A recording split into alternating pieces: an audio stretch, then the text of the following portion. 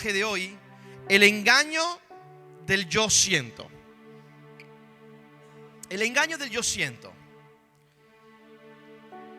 Cuenta la historia basada en hechos verídicos, reales, que allí en el año 1896 comenzó un movimiento que se denominó la fiebre del oro de Yukon. Lo podéis buscar en los libros de historia, lo podéis buscar a través de las páginas web. Y este movimiento se inició porque hubo una familia que comenzó a decir abiertamente en aquellos tiempos que habían o que tenían la seguridad y la certeza de que habían encontrado oro en el territorio de Yukon. Yukon está en Canadá. Así es que rápidamente se levantaron muchas familias, muchísimas personas a ir en búsqueda de ese tesoro, de esa fortuna. Algunos llamaron a esas personas que fueron corriendo los stampeders. ¿Se dice así en inglés? Los stampeders. ¿Puedes decirlo tú en inglés? Los stampeders. Stampeders. Los stampeders se levantaron y comenzaron a correr en busca de la fortuna, de aquel oro. Y fíjate que aquellas personas que comenzaron a salir para allá no eran personas que estaban siendo pobres, eran personas que económicamente hablando, por así decirlo, tenían una vida normal. No estaban pasando hambre, no estaban pasando necesidad, pero querían buscar ese sueño de poder llegar a ser exitosos y encontrar fortuna. Así que esos stampeders, esos aventureros se levantaron y comenzaron a hacer kilómetros y kilómetros y kilómetros andando hasta llegar a ese territorio. Y cuando empezaron a llegar se encontraron con muchísimas dificultades. Dice la historia que había largas distancias, que tuvieron que enfrentarse a terrenos montañosos, a ríos helados, a condiciones climáticas extremas. Y eso además que tenían que añadir que iban con carga, no iban ligeros de equipaje, no es como ahora que dices voy a Madrid a ver si encuentro oro, me voy en el AVE y me regreso. Tenían que llevarse todos sus bártulos, como diríamos los cordobeses con ellos. Tenían que llevarse comida, enseres, ropa, iban cargados hasta la médula. Y ese proceso lo llegaron a denominar como el paseo del infierno. Pero a ellos les daba igual porque querían llegar a tener una fortuna. La historia cuenta, para terminar, que comenzaron a cavar esas minas haciendo un trabajo extremo, arduo. Empezaron a cavar mina y mina y mina, pero no encontraban nada. Ellos seguían insistiendo porque sabían que si seguían excavando y excavando podían encontrar oro, pero la historia dice que fue totalmente una decepción, un fracaso. No encontraron prácticamente nada, excepto algunas mínimas familias que encontraron restos por ahí. Así que tuvieron que regresar a casa, tuvieron que regresar a su tierra, pensando que la vida le iba a cambiar. Y sí, les cambió. Le cambió, pero para peor de cómo salieron. Un sentimiento provocó que miles y miles de familias se vieran arruinadas por una decisión que tomaron simplemente por algo que escucharon. Y yo te quiero leer la historia de un hombre que por dejarse llevar cayó en una trampa abismal. Un hombre que simplemente dijo yo siento y tomó una decisión que hasta el día de hoy se recoge en uno de los versículos como uno de los más terroríficos de la historia bíblica. Dice así la palabra del Señor en el libro de Jueces, capítulo 16, versículo del 4 al 21. Pasando algún tiempo, Sansón se enamoró de una mujer del valle de Sorek que se llamaba Dalila. Los jefes de los filisteos fueron a verla y le dijeron: sedúcelo para que te revele el secreto de su tremenda fuerza y cómo podemos vencerlo, de modo que lo atemos y lo tengamos sometido. Cada uno de nosotros te dará 1100 monedas de plata. Dalila le dijo a Sansón: dime el secreto de tu tremenda fuerza y cómo se te puede atar y dominar. Sansón le respondió: si se me ata con 7 cuerdas de arco, que todavía no estén secas, me debilitaré y seré como cualquier otro hombre. los jefes de los filisteos le trajeron a ella 7 cuerdas de arco que aún no se habían secado, y Dalila lo ató con ellas. Estando un hombre al acecho en el cuarto, ella le gritó: ¡Sansón! Los filisteos se lanzan sobre ti. Pero él rompió las cuerdas como quien rompe un pedazo de cuerda chamuscada, de modo que no se descubrió el secreto de su fuerza. Dalila le dijo a Sansón: te burlaste de mí, me dijiste mentiras, vamos, dime cómo se te puede atar. Si se me ata firmemente con sogas nuevas, sin usar, le dijo él, me debilitaré y seré como cualquier otro hombre. Mientras algunos filisteos estaban al acecho en el cuarto, Dalila tomó sogas nuevas y lo ató, y luego le gritó: ¡Sansón! Los filisteos se lanzan sobre ti. Pero él rompió las sogas que estaban atadas en sus brazos, como quien rompe un hilo. Entonces Dalila le dijo a Sansón: hasta ahora te has burlado de mí y me has dicho mentira. Dime cómo se te puede atar. Si entretejes las 7 trenzas de mi cabello con la tela del telar y aseguras esta con la clavija, respondió él, me debilitaré y seré como cualquier otro hombre. Y entonces, mientras él dormía, Dalila tomó las 7 trenzas de Sansón, la entretejió con la tela y las aseguró con la clavija. Una vez más, ella le gritó: ¡Sansón! Los filisteos se lanzan sobre ti. Y Sansón despertó de su sueño y arrancó la clavija y el telar junto a la tela. Y entonces ella le dijo: ¿cómo puedes decir que me amas si no confías en mí?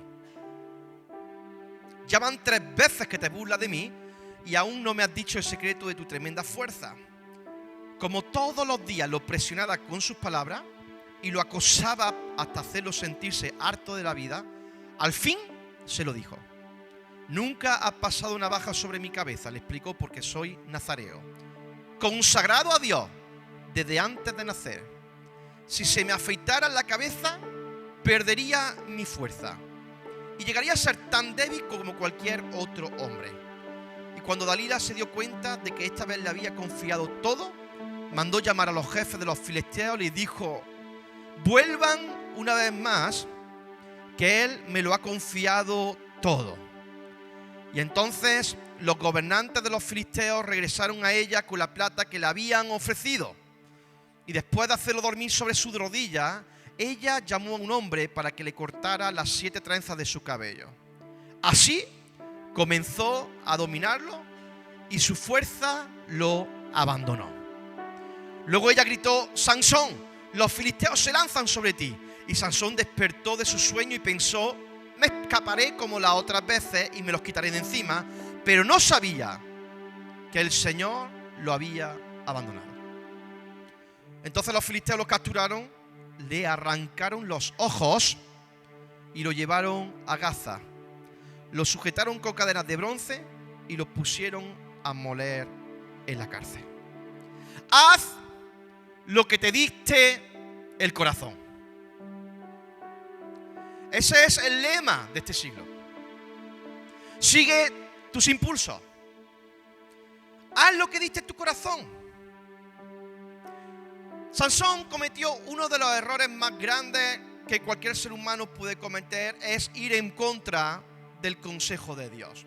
Porque si vemos unos versículos en Deuteronomio, podemos leer que Dios le dijo al pueblo de Israel: no te unirás a ninguna mujer ni a ningún hombre que no sea de Israel. Sin embargo, Gedeón, en vez de hacer caso de ese consejo, tomó a una mujer filistea.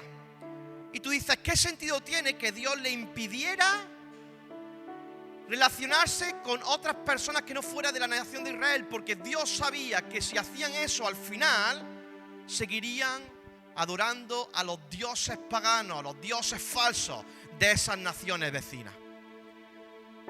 Los papás de Sansón le dijeron: mira, tienes mujeres aquí de sobra en el pueblo de Israel y tú te vas a ir con gente de fuera. Y él hizo caso omiso. ¿Por qué hizo caso omiso? Porque hizo lo que dictó su corazón. Y hermano, hacer lo que nos dicte nuestro corazón es como dejarle a un niño de 9 años una pistola o un arma de fuego en sus manos. Es un peligro. Hacer lo que dicta tu corazón es como decirle a un ladrón: toma la llave de mi casa. Es un error gravísimo. Es un error del que nos podemos arrepentir, pero las consecuencias que hay detrás de esos impulsos son destructivas. Tenemos que tener mucho cuidado, porque a veces lo que nos dicta nuestro corazón no es lo más correcto en nosotros. Las Dalilas parecen encantadoras, pero son traidoras. Yo te estoy hablando de las mujeres. Te estoy hablando de todo eso que te deja y te hace llevar a un punto que te seduce. Y te seduce a tal punto que eres incapaz de poner la palabra de Dios por encima de tus caprichos y tus seducciones. Las Dalilas parecen encantadoras, pero son traidoras. Vemos ahí cómo Dalila le importaba un cuerno a Sansón. Lo que le interesaba a Dalila eran las piezas, las monedas de plata. Y tú puedes tener en tu corazón un deseo profundo. No, es que siento en mi corazón, sí, pero ¿hacia dónde vas? ¿Hacia dónde tú vas? ¿Cuál es el deseo de la otra parte? ¿Bendecirte, levantarte o destruirte? Porque las Dalilas pueden llegar a ser encantadoras, pero lo único que buscan son monedas de plata. La misión de ellas, y créeme de esto, es perseguir a un objetivo, y ese objetivo eres tú. Tú das tu corazón a esas causas, pero esas causas lo que quieren es destrozar completamente tu vida. Tu corazón está enfocado en todo para esto, y esto empieza como un juego seductorio, pero termina arrancándote la cabeza, o mejor dicho, arrancándote los ojos, como acabó la vida de Sansón. Jeremías 17:9 nos dice: engañoso es el corazón más que todas las cosas, y perverso, ¿quién lo conocerá? Engañoso es porque nos hace creer que lo que estamos sintiendo es correcto. Hay gente que dice: es que yo siento y tengo mucha paz. ¿No has escuchado eso? Y tú dices: ¿sí? ¿Qué tipo de paz? ¿Qué tipo de paz? No es paz. Es el deseo profundo de tu propio egoísmo de desear aplicar lo que quieres que se aplique. Eso no es una paz verdadera, hermano. Eso es una paz efímera, que con el tiempo te va a dar dolor de cabeza, porque luego con el tiempo dices: es que aquello me hizo perder la paz, pero no era lo que te daba la paz y ahora te la está quitando. ¿Cómo viene eso? Es decir, engañoso es porque nos hace creer que lo que estamos sintiendo es correcto, pero perverso también es porque nuestro corazón quiere hacer aquello que no debemos hacer. El corazón del ser humano es una máquina de ídolos. Es una máquina de precisamente adorar todo lo que tiene que ver con la búsqueda de placer, que me hace sentir bien instantáneamente, pero que se aleja continuamente, que corre en dirección contraria de lo que Dios quiere que nosotros hagamos. Cuando el yo siento está por encima de la palabra de Dios, tú has caído en la seducción de Dalila. Te lo vuelvo a repetir: cuando lo que tú estás sintiendo está por encima de la palabra de Dios, tú estás cayendo en la seducción de Dalila. Mientras tú estás jugando con su encanto, Dalila está intentando por todos los medios descubrir tu debilidad para hacerte añicos. Mientras tú juegas con ese jueguecito del me gusta, del no me gusta, de jiji, jaja, el deseo de Dalila es descubrir tu debilidad para hacerte añicos. Sin embargo, tú parece que lo pasas bien, pero Dalila te está destruyendo. ¿Cuáles son tus Dalilas en la vida? Todos tenemos Dalilas en nuestra vida. Todos tenemos áreas en nuestra vida que tenemos que crucificarlas cada día en la cruz. Tenemos que crucificarla, porque detrás de un yo siento de manera incorrecta se esconde una gran madurez espiritual. Detrás de un yo siento incorrecto se esconde una gran inmadurez espiritual. Efesios 4:14 dice: así ya no seremos inmaduros como niños que se dejan llevar de aquí para allá por cualquier viento de enseñanza a merced de la astucia y de la maldad de los hombres que los extravía. Extraviarse es perder algo. Extraviarse es cuando te dejas llevar por el yo siento y vas perdiendo tu relación con Dios. Ese es el objetivo de los hombres de la maldad, extraviarlos de los caminos del Señor con cualquier tipo de pensamiento. A mí me sorprende muchas veces cómo hay personas que se atreven incluso a hablar de que Dios ha dicho cuando Dios dice lo contrario en su palabra. Es un peligro. Se están dejando llevar por emociones. Se están dejando llevar simplemente por sus deseos, por su impulso, a tal punto que ponen el nombre de Dios con así ha dicho el Señor. Aberración, hermano. Es una aberración. Es una aberración. Pero las consecuencias del engaño del yo siento son bestiales. Las consecuencias del engaño del yo siento son bestiales. Antes te he leído los versículos de la historia de Sansón. Y en el versículo 16 dice: como todos los días lo presionaba con sus palabras y lo acosaba hasta hacerlo sentir harto de la vida. Sansón pensó que podía dominar la situación. ¿No? Porque a la primera le dio larga. A la segunda le dio larga. A la tercera le dio larga. Pero ya estaba tan cansado que cayó en el error de Dalila. Que cayó, mejor dicho, en la trampa de Dalila, ¿no? Sansón pensó que podía con la situación, que podía controlar, que no pasaría nada por desobedecer a Dios. Pero poco a poco esa presión a la cual él estaba siendo sometida acabó mostrándole a su enemigo, a su enemiga, dónde estaba su debilidad. Se lo puso en bandeja. Se lo puso delante suya. No tuvo que hacer mucho, pero ese cansancio que nosotros arrastramos cuando desobedecemos la palabra de Dios nos va a llevar a que antes o después meternos en el pozo de la desesperación, nos va a hacer meternos en la cárcel más profunda, en el lugar más oscuro, en la sequedad espiritual más terrible, porque poco a poco fuimos cediendo hasta perder la comunión con Dios.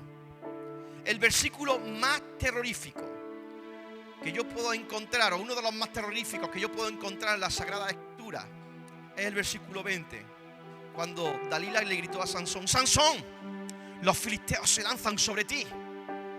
Sansón se despertó de su sueño y pensó. El corazón de nuevo. Pensó. Ay, con los pensamientos. Ay, con los pensamientos. Con ese pensamiento de autosuperioridad. Dice la Biblia que mire que no caiga aquel que se crea que está fuerte. Cuidado, Dice: me escaparé como las otras veces y me los quitaré de encima, pero no sabía que el Señor lo había abandonado. Uno de los versículos más terroríficos de la Biblia. El Señor le ha abandonado. Yo me pongo a pensar y digo: Dios mío, si tú me abandonas, me corto el cuello.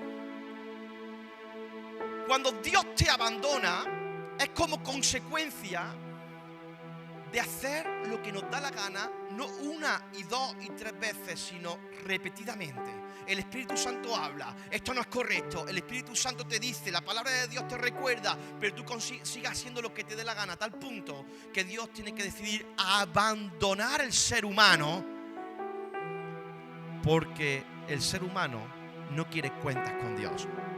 El Señor lo había abandonado. Y eso es apabullante, es desgarrador, es terrorífico.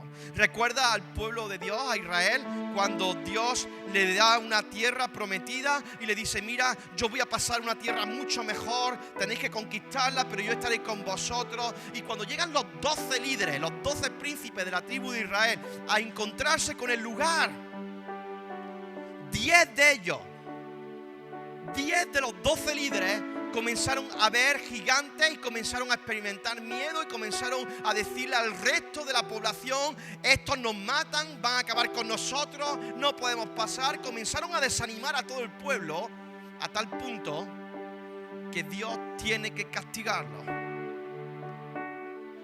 10 tribus completas de las 12 no entraron a ver la tierra prometida y durante 40 años de su vida tuvieron que pasar por un desierto espiritual porque se dejaron llevar por el yo siento miedo. Los hombres y las mujeres de fe podemos experimentar miedo, pero sobre nuestras vidas, sobre nuestras cabezas hay fe. Podemos sentir en momentos determinados ciertas emociones y sentimientos que nos pueden llevar a equivocarnos, pero tenemos que dirigir nuestra mirada al Padre y tenemos que decir: papá, esta es tu voluntad para mi vida. ¿Qué es lo que dice tu palabra? Porque estoy perdido. No es gracioso quedarte sin la bendición de Dios, simplemente por seguir aquello que tú estás sintiendo.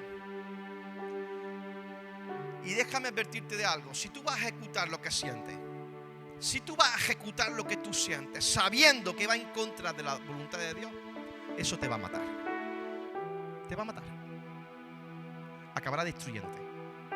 Por eso hoy podemos hacer un llamado al arrepentimiento. Porque quizás te estás dejando llevar por ciertas emociones, sentimientos que te están alejando de la presencia de Dios. Y tú puedes decir: sí, Antonio, pero ¿cómo lo hago? ¿Qué debo de hacer? Está muy bien todo ese consejo que tú me acabas de dar en este momento, pero ¿cómo yo sé cuál es la dirección que debo tomar? En primer lugar, tienes que entender que no solamente tienes que conocer la palabra de Dios, sino que tienes que someterte a la palabra de Dios. Someterme a la palabra de Dios. Ese concepto que tanto odiamos, el sometimiento. Hay que someterse a la palabra de Dios, hermano. Estás jugando con tu bendición. Estás jugando con tu casa. Estás jugando con tu economía, con tu familia, con tu vida espiritual. Y tienes que entender de que si no te sometes a Dios, al final vas a acabar arrastrándote por los suelos. Y si Dios es misericordioso, Dios lo es, y hay tiempo para rescatarte, gloria a Dios. Pero al final acabarás comiendo polvo. Acabarás comiendo lo que comen los cerdos, como el hijo pródigo que se fue a vivir su propia vida. ¿Desde cuándo lo que nosotros sentimos es más importante que lo que Dios nos dice? Tenemos que volver a la palabra y someternos a ella. Dice 2 Corintios 10:5: y derribando argumentos y toda altivez que se levanta contra el conocimiento de Dios, y llevamos cautivo todo pensamiento para que se someta a Cristo. Fíjate, dice en este texto: en tu vida se van a levantar argumentos, se van a levantar conocimientos, se va a levantar tu propia altivez en contra del conocimiento de Dios. ¿No has escuchado tú, hermanos y hermanas, personas que levantan argumentos y conceptos que van en contra de la palabra de Dios? Yo no necesito la iglesia para consagrarme. Tú no necesitas la iglesia para consagrarte. Quiere decir que lo que Dios ha diseñado, tú eres más listo que lo que Dios diseñó. Tú piensas que podéis ir en contra de lo que Dios ha diseñado, porque tú sientes al tiempo frialdad espiritual, cáncer espiritual, muerte espiritual. Es que yo no siento. Que no se trata de lo que nosotros sentimos, que tenemos que llevar cautivo nuestro pensamiento en obediencia al sometimiento a Cristo. Tenemos que llevar nuestros deseos, hermanos, al sometimiento a Cristo. Claro, yo deseo algunas veces cosas que no son del Señor, No pienses que yo vengo aquí como como un guerrero invencible, no. Yo hay veces que me levanto y tengo que crucificar mi carácter porque me cargaría a 4 o 5 que se me cruzan por el camino. Y tengo, Señor, alineo mi pensamiento. Alineo mi ganas de hacer venganza, de hacer juicio. Alineo mi deseo de poder juzgar a alguien. O sea, y tienes que clavarlo continuamente en la cruz del Calvario. Tienes que meterlo ahí, tienes que levantar tu cruz, seguir a Jesús, ignorarte a mí mismo. Y otro consejo que te quiero dar, no solamente someterte a Dios, sino someterte a tus autoridades espirituales. Dice Hebreos 13:17. Obedeced a vuestros pastores. Y mira el texto que dice ahora. Obedeced a vuestros pastores y sujetaos a ellos. El mismo concepto de antes, para la palabra de Dios, Dios mismo lo dice ahora, pero con los líderes espirituales. Obedeced a vuestros pastores y sujetaos a ellos, porque ellos velan por vuestra alma, como quienes han de dar cuenta, para que lo hagan con alegría y no quejándose, porque eso no es provechoso. Mira, los pastores de la iglesia, los líderes de la iglesia, no están puestos para que sean tus colegas. Los pastores de la iglesia no son puestos por Dios para que sean guays. Los pastores que son puestos por Dios en su iglesia no están diseñados para que solucionen tu vida, no están puestos para cumplir tus caprichos, están puestos para velar por tu alma. Velar es cuidar, es guardar, es proteger, pero para eso tienes que estar sometido. No es lo que diga tu razón, tu pensamiento, lo que tú estás sintiendo.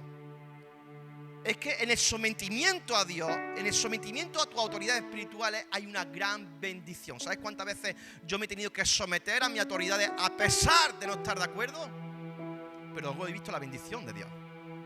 Porque a veces es posible que tú estés de acuerdo, pero Dios no quiere que tú estés de acuerdo, sino trabajar con tu prepotencia y con tu altivez.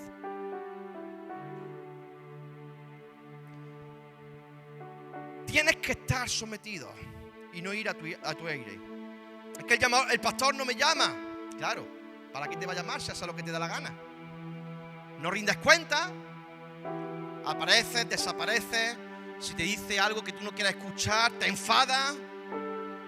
Si te enfadas, ya no se te puede ni toser. Pareces un crío, te dan una dirección, huyes para el lado contrario, corres, pero corres para buscar una segunda opinión en lugares que no debes buscar, porque lo que quieres es que te digan lo que tú quieres escuchar. Y al tiempo, como hay un espíritu de rebeldía en ti, a causa de ese pecado, te has secado. Los pastores son hijos e hijas de Dios, que no te van a decir lo que tú quieras escuchar, sino que te van a decir lo que Dios quiere que tú escuches. Como un papá, como una mamá, que en un momento determinado los niños quieren una cosa y tienen que decirle, por aquí no. Sí, pero es que el niño quiere escuchar que quiere jugar a la PlayStation. Sí, pero no es tiempo de PlayStation, es tiempo de pensar en tu futuro y tienes que ponerte a estudiar. Los niños quieren hablar mal y los padres tienen que decir, no, tú no eres uno cualquiera. Tú eres un hijo de Dios, tienes que saber hablar de manera correcta, ¿no? Y déjame decirte algo, que cuando yo te digo que los pastores están para guardar tu alma, no tenemos ningún tipo de interés en controlar tu vida. Los pastores no estamos para controlar tu vida. No somos policías en busca de ladrones. No somos un grupo de chismosos intentando descubrir el pecado de cada hermano. No estamos aburridos buscando a quien corregir. Dios nos ha puesto en la iglesia para corregirte cuando estás dando pasos equivocados. Somos la voz de Dios para recordarte cuál es la perfecta voluntad que se rige a través de la palabra de Dios. Por eso no debes de huir, sino todo lo contrario. Debes venir a tus líderes espirituales, no solamente a tus pastores. Aquí en la iglesia hay líderes espirituales también, que te van a dar el consejo que tú necesitas escuchar, no el que tú quieres escuchar, hermano. ¿Te recuerdas de Elí? ¿Te recuerdas de ese sacerdote? Ese sacerdote que tenía 2 hijos y los 2 estaban en el templo. Pero esos 2 niños, que se llaman Ofni y Fines, robaban la ofrenda del Señor. en el templo. Metían las manos en la ofrenda del Señor. Pero tenían inmoralidad sexual. A las hermanas que estaban allí sirviendo, consagradas para servir a Dios, se acostaban con ellas en el templo. Y encima, cuando los hermanos llevaban su ofrenda delante de Dios, estos los despreciaban como que eran insignificantes. Y el error de Elí, dice la palabra del Señor, le dije a Elí que castigaría a su familia para siempre, porque Elí sabía que sus hijos estaban diciendo y haciendo lo malo contra Dios y no los corrigió. Los hijos de Elí murieron el mismo día, a la misma hora. Y cuando Elí recibió la noticia, también murió él. ¿Sabes por qué? Porque el sacerdote, el hombre que debía dedicar de corregir los asuntos de la casa de Dios, no los corrigió. Y hay una maldición sobre los ministros del Señor, sobre los pastores y sobre los líderes. Hay una maldición. Cuando tú no corriges el pecado de tu hermano, la maldición cae sobre ti, porque estás permitiendo el pecado.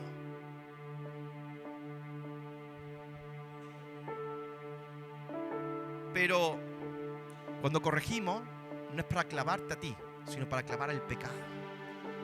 Es para ayudarte. Por eso tú tienes que entender que debemos de dejar a un lado esos sentimientos. Ese yo siento no sirve para nada si la palabra de Dios nos indica lo contrario. Hay gente que los corrige, ¿sabe lo que hacen? Se te van a otra iglesia, pensando que allí le van a solucionar la vida. Gente que cuando los corrige dejan de servir al Señor, se enfadan. O que simplemente no quieren rendir cuentas porque saben que tienen una vida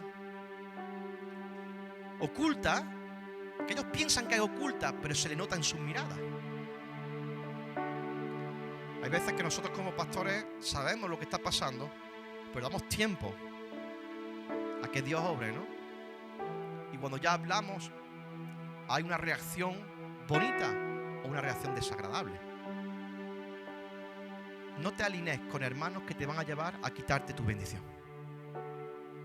Al revés, sé un instrumento de Dios para hacer que ese hermano se vuelva de nuevo a Dios.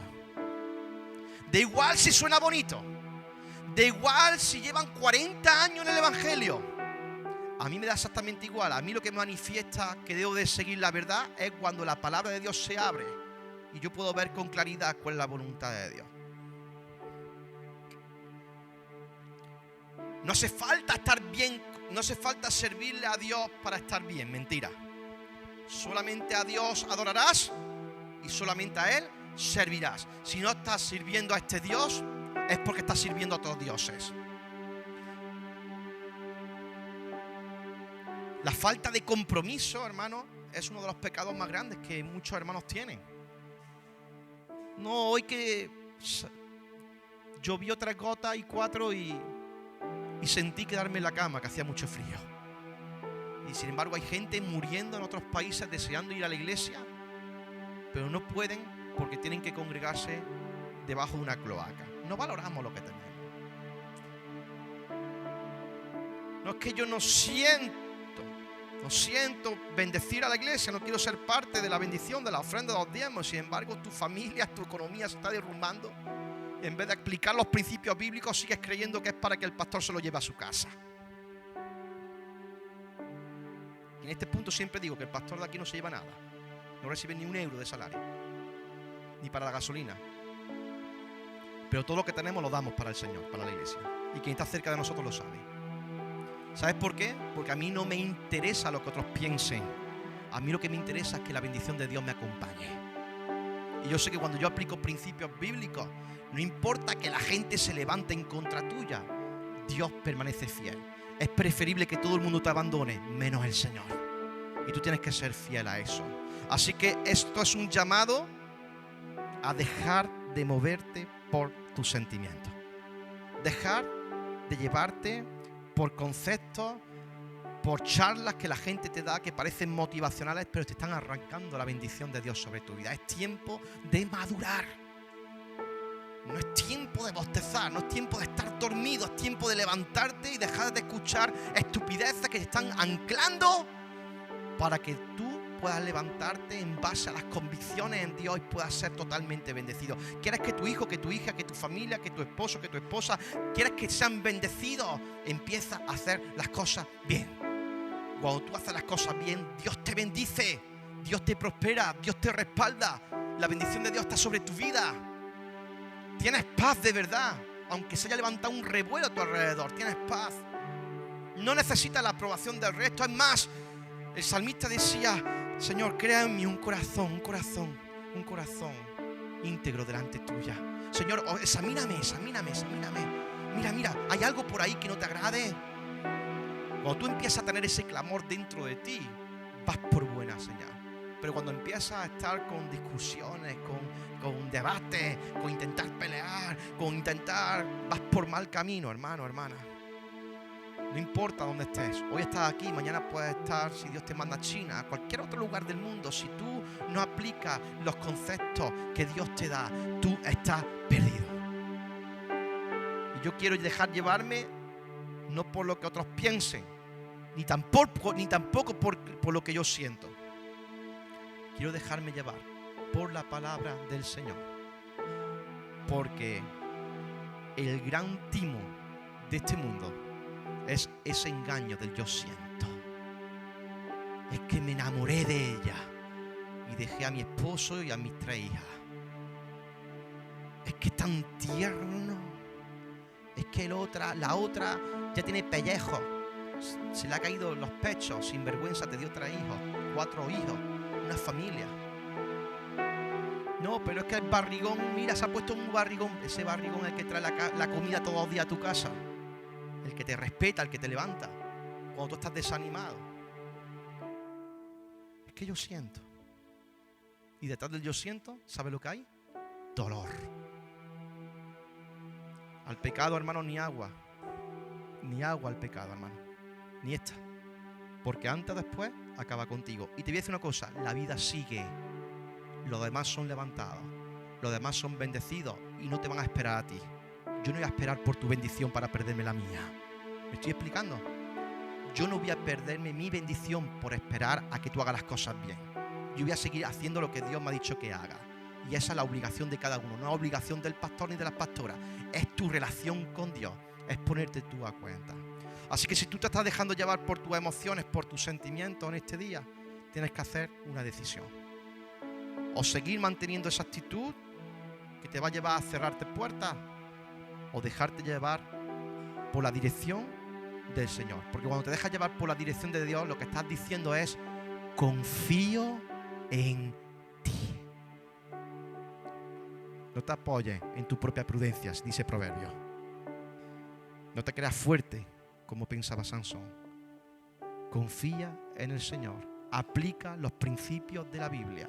Congrégate, ora, busca del Señor. Permite que los hermanos espirituales te corrijan si ven algo negativo en ti. Ten una actitud humilde y ya va a ver cómo Dios te va a bendecir. Amén.